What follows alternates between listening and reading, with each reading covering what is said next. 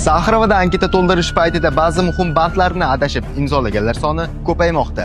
Anketaga qo'l qo'yganimda men Shomesga borganimda men boshqa narsa o'qitdi-da, gapni aylantirib managa qo'l qo'y dedi. Qo'l qo'ydim. Biz shu bilan tekshirib bordim.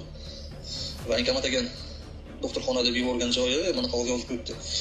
Keyin enining olayotgan joyi bir podmaskada bir baza ekanda. Siz ham shunday holatga tushib qolmaslik uchun videoni oxirigacha ko'ring. Yurtdoshlar, ehtiyot bo'ling. Hujjat bu mas'uliyat. Shu sabab hech qanday hujjatni tushunmasdan imzolamang. Agar biror bandni tushunmasangiz, yordam so'rashdan uyalmang. Ma'lumki, 2024-yil 10-oktyabrdagi Rossiya Federatsiyasi prezidentining 870-sonli farmoniga asoslanib, anketa to'ldirish tartibiga bir qator o'zgartirishlar kiritildi. Shu sababli ba'zi muhojir yurtdoshlarimiz hujjatlarni to'ldirish paytida ayrim holatlarning ma'nosini to'liq tushunmay qolishi mumkin. To'g'ri ma'lumot doim xavfsizlikni ta'minlaydi. Shunga o'xshash foydali ma'lumotlarning davomini ko'rish uchun sahifamizga obuna bo'ling.